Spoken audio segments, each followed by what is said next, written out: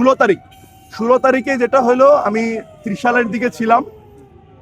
তো আমি আমার এক ছোট ভাই আছে, তার এখানে গেলাম। সকাল থেকে প্রায় 3টা পর্যন্ত ছিলাম।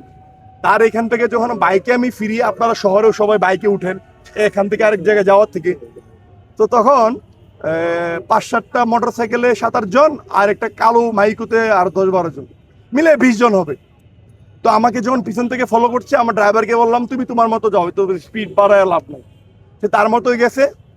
এর ভিতরে আমি একটা মেসেজ দিছি আমার বন্ধু আদনান, আসিফ আদনানকে। আর মানে কি লিখছি লেখাটা স্পষ্ট না, আর একটা মেসেজ আমার ফেসবুকে দিছি, দিয়া ফোনটা রাখছি। তা ফোন ছিল, নিয়ে গেছে।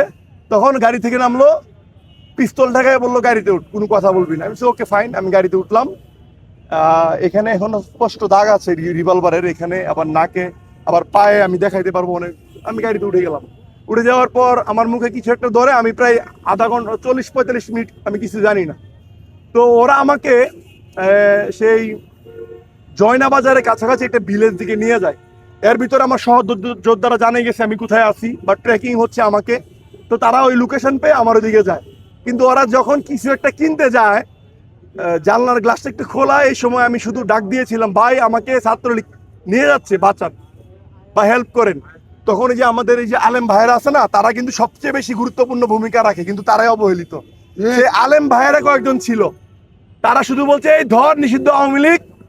শুধু এটা বলার পরে প্রায় না হলে 50 থেকে 60 জন লোক দৌড়া হইলো। ওরা ভাই এমন দৌড়টাই দিল, আমাকে ফেলে গেছে, আমি একটু বামাতে ধাক্কা দিছি, ওরা চলে গেল। এরপরে যেটা হইলো, আমি থানার যারা আছে তারা আমাকে তাদের এখানে গেলাম, মানে সবকিছু করলাম। এখন যে ব্যাপারটা হয়েছে, আমি আমার মৃত্যু নিয়ে এক বিন্দু পরিমাণ ভয় পাই না ভাই। কেন ভয় পাবো বলেন? আপনি, আমি, আমরা এখানে কেউ কি বছরের পর বছর বেঁচে থাকতে পারবো? আল্লাহ তাআলা নির্দিষ্ট আমাদের জন্য একটা সময় দিয়েছে পৃথিবীতে ভালো কাজ করার জন্য। আমরা অনেকে করতে পারি, অনেকে করি না। সেই সময়ের ভিতরে আমাদেরকে মরে যাইতে হবে বা মারা যাই, মৃত্যুবরণ করতে হবে, এটাই বাস্তব, এটা মানতে হবে।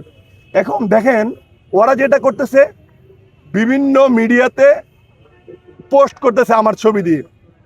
একে মারতে পারলে, একটা আওয়ামী লীগের নিষিদ্ধ নেত্রী এত চরিত্র খারাপ, তাই তো বলি এই কিছু নিষিদ্ধ সংগঠনের এরা এত মহিলা কিভাবে পায়, আমি দেখাইতে পারবো। হ্যাঁ, আমার ফেসবুকে সে লিখছে, আদনান ওই পোস্টটা দেখাও না, সে লিখছে যে যদি আয়াসকে কেউ মারতে পারে, তার সাথে আমি এক রাত বেড শেয়ার করবো।